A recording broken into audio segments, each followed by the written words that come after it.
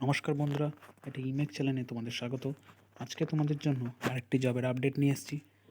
যে জবটি আপডেট যেটা তোমাদের বেরিয়েছে সেটা হচ্ছে central council of research yoga and naturopathy ministry of আয়ুষের, যেটি গভর্নমেন্ট অফ ইন্ডিয়ার আন্ডারে, যেটা তোমাদের জন্য পুরোপুরি পার্মানেন্ট বেসিস জব হবে।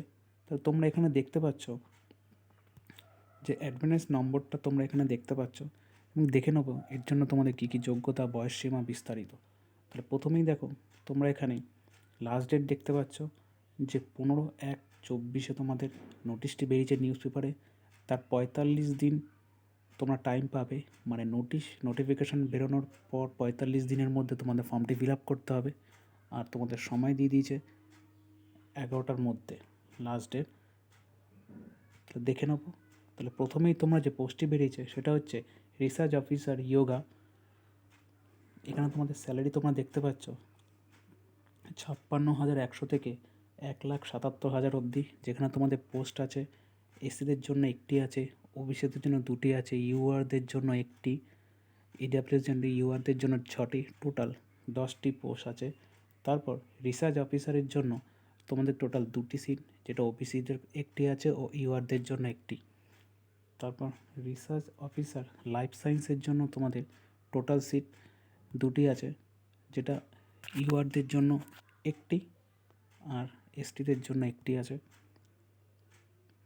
তারপর তোমাদের রিসার্চ অফিসারের জন্য তোমাদের টোটাল 2টি পোস্ট, মেডিকেল অফিসারের জন্য তোমাদের 2টি পোস্ট, সায়েন্টিফিক অ্যাসিস্ট্যান্টের জন্য 2টি পোস্ট, অ্যাসিস্ট্যান্ট সিনিয়র সেকশন অফিসারের জন্য 2টি পোস্ট আছে তোমাদের, জুনিয়র হিন্দি ট্রান্সলেটারের জন্য তোমাদের 2টি সিট আছে, অফিসার সুপারিনটেন্ডেন্টের জন্য তোমাদের 2টি পোস্ট,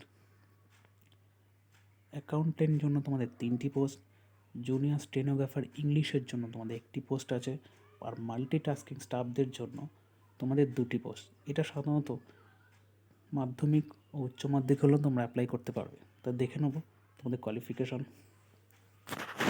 তাহলে যেমন তোমরা দেখতে পাচ্ছ যে research officer life science, research officer physiology, medical, এগুলোর জন্য তোমাদের এমবিবিএস, পিএইচডি বা এমএড পাস করা থাকলে তোমরা অ্যাপ্লাই করতে পারবে। বয়স তোমাদের 40 বছর হলে তোমরা অ্যাপ্লাই করতে পারবে। সায়েন্টিফিক